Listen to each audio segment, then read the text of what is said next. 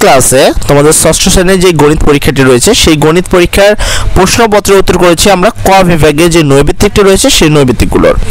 এছাড়াও তোমাদের গণিত পরীক্ষার বাকি যে প্রশ্নপত্রগুলো রয়েছে সকল প্রশ্নপত্র অলরেডি আমরা আমাদের চ্যানেলে কিন্তু আপলোড করে দিয়েছি। যারা বাকি ক্লাসের বা এই প্রশ্নপত্রের বাকি উত্তরগুলো চাচ্ছ তারা চলে যাও সোজা এই ভিডিওর প্লেলিস্টে অথবা এই ভিডিওর ডেসক্রিপশন লিংকে অথবা কমেন্ট সেকশনে গিয়ে দেখো, তোমাদের জন্য সকল ভিডিও অলরেডি আপলোড করা হয়ে গেছে। তোমরা চাইলে সেখান থেকে তোমাদের সকল প্রশ্নের সঠিক উত্তর নিতে পারো।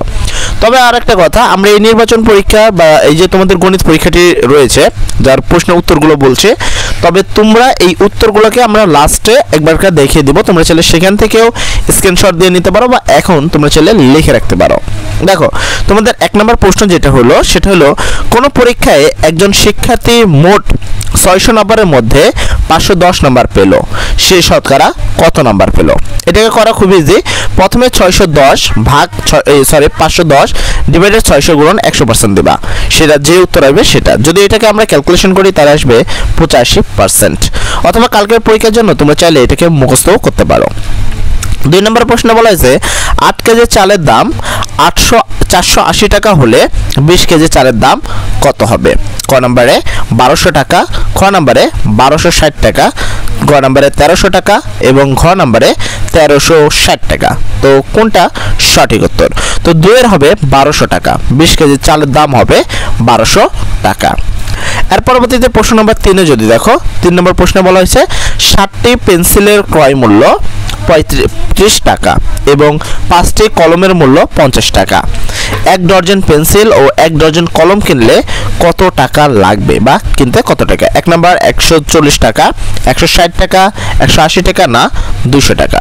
সেক্ষেত্রে 3 নম্বর প্রশ্নের উত্তর হবে গ নাম্বার অর্থাৎ 180 টাকা। এরপরে যদি 4 নম্বর খেয়াল করো, 4 নম্বর প্রশ্নে বলা হয়েছে 100 ডেসিমিটারকে কত মিটার? 100 ডেসিমিটারে কত মিটার হয়? 1 নম্বর 1 মিটার, 2 নম্বর 10 মিটার, 20 মিটার না 25 মিটার। কোনটা সঠিক উত্তর?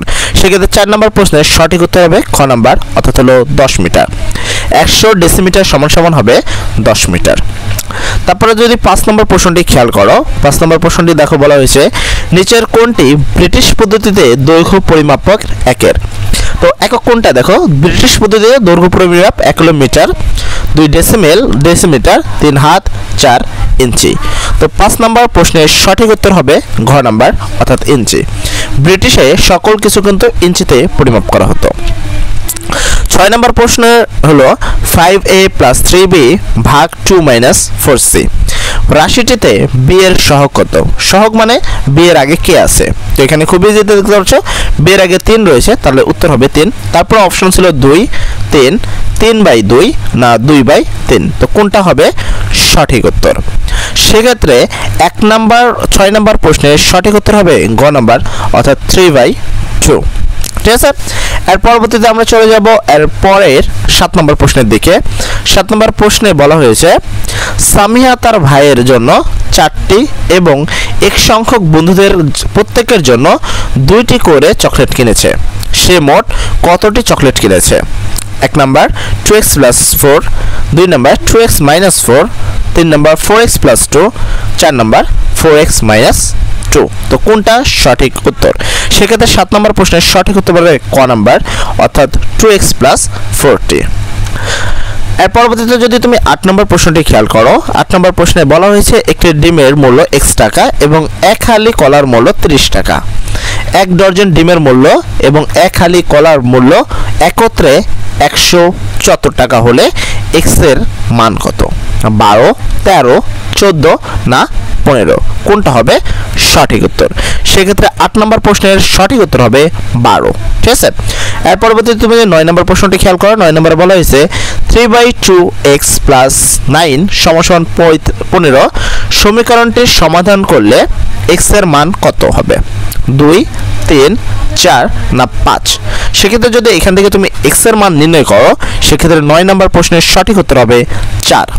আমি আবারও বলছি এই প্রশ্নের উত্তরগুলো তোমরা চাইলে এখন লিখতে পারো, তবে তোমরা যদি লাস্টের দিকে দেখো আমি ভিডিওর শেষে অবশ্যই এই পিডিএফ এর মূল ফাইলটা দেখা দেবো, তোমরা চাইলে সেখান থেকেও স্ক্রিনশট দিয়ে উত্তরগুলো রেখে দিতে পারো।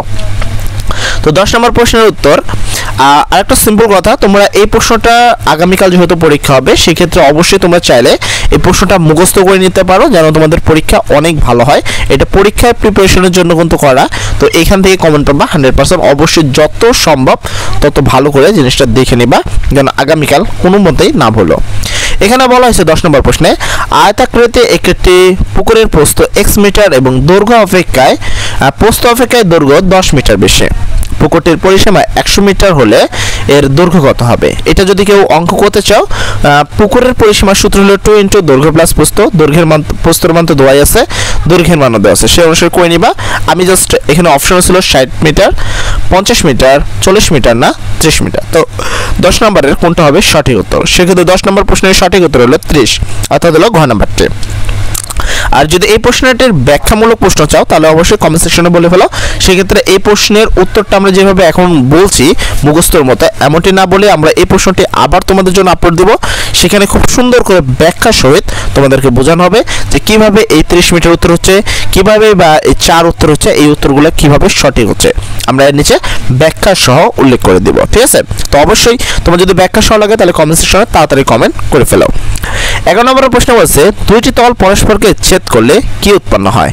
বিন্দু, রেখা, সমতল না রশ্মি?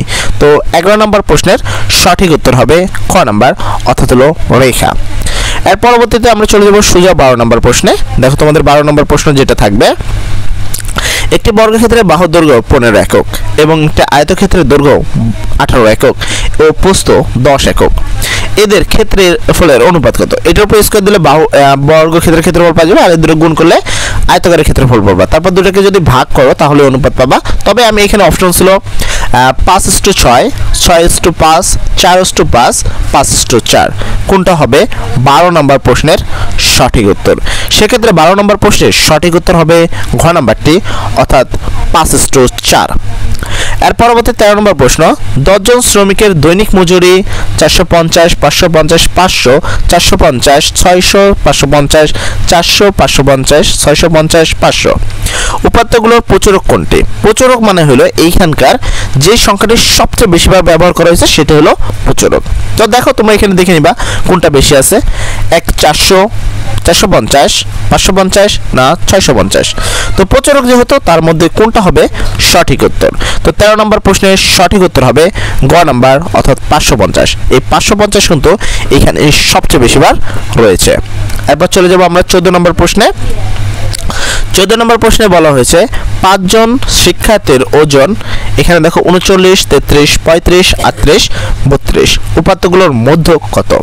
মধ্যক মানে এটাকে আগে ঠিকভাবে সাজানো লাগবে, মানে ছোট থেকে বড়।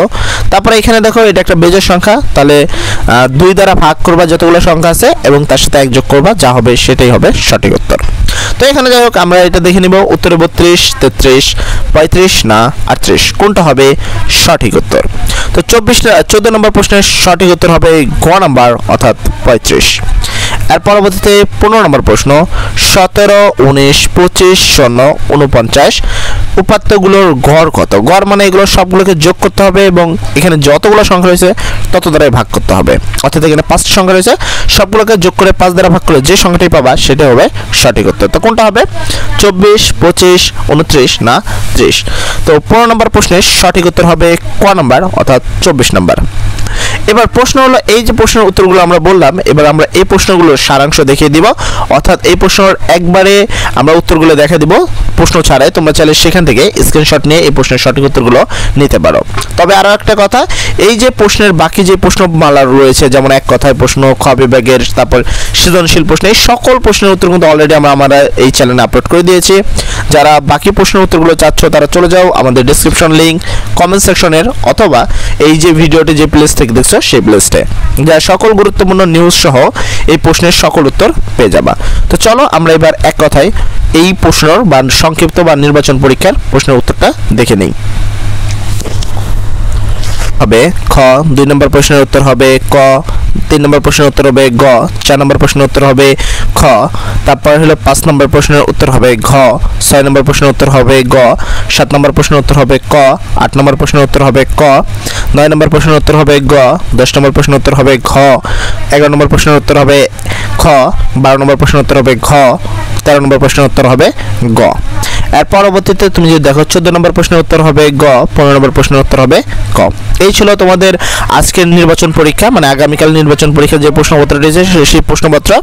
এবং আমাদের চ্যানেল যদি নতুন হয়ে থাকো অবশ্যই চ্যানেলটি সাবস্ক্রাইব করবা, কারণ আমরা আগামী বছর থেকে তোমাদের সকল ক্লাস সম্পূর্ণ ফ্রিতে সবার আগে আপলোড দিতে চলেছে। তো সর্বোপরি কথা, সবাই ভালো থাকো, আগামীকালের পরীক্ষা সবার ভালো হোক, সবাই ভালো থাকো। আসসালামু আলাইকুম।